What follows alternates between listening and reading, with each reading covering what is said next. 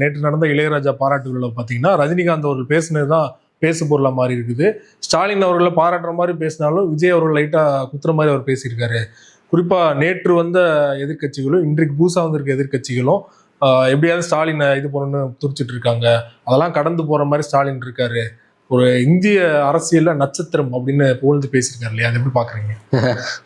இதே ரஜினி கடந்த காலங்களில் அவர்களை எப்படி விமர்சனம் பண்ணாருன்னு நமக்கு தெரியும். அதான் இது இப்போ காலங்கள் மாறுது.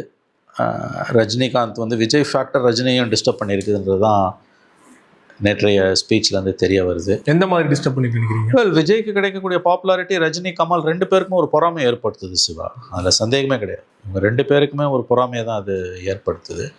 மேசிவ் க்ரௌட்ஸ் இருக்குது உங்களுக்கு விஜய்க்கு. ரஜினிகாந்த் கமலஹாசன் 2 பேருக்குமே விஜய்க்கு கிடைக்கக்கூடிய அந்த பாப்புலாரிட்டி என்பது ஒரு விதமான ஒரு பொறாமையை ஏற்படுத்துகிறது. கமல் வந்து அப்பப்போ அதை வெளிப்படுத்துறாரு சின்ன லெவலில். நேற்று சிஎம் மேடையில் ஸ்டாலினை மேடையில் வச்சுட்டு ரஜினி வந்து அதை நல்லாவே வெளிப்படுத்திட்டார். மக்கள் பார்த்துட்டு இருக்காங்க, அவ்வளோதான். ரஜினி அரசியலுக்கு வரல, விஜய் வந்துட்டார். அதுவும் வந்து உள்ளுக்குள்ளே வந்து ஒரு விதமான எப்படி சொல்கிறது, ஒரு விதமான ஒரு எதிர்மறையான எண்ணத்தை இவரால் முடியாத அவர் பண்ணிட்டாருன்ற எண்ணமாக கண்டிப்பாக அதெல்லாம் இருக்கும். உங்களுக்கு வந்து யார் அதிகாரத்தில் இருந்தாலும் அவங்களுக்கு அவர் வந்து ரொம்ப ஆதரவானவராகத்தான் இப்பொழுதெல்லாம் செயல்படுகிறார். அவர் மோடிக்கும் நண்பர், ஸ்டாலினுக்கும் நண்பர்.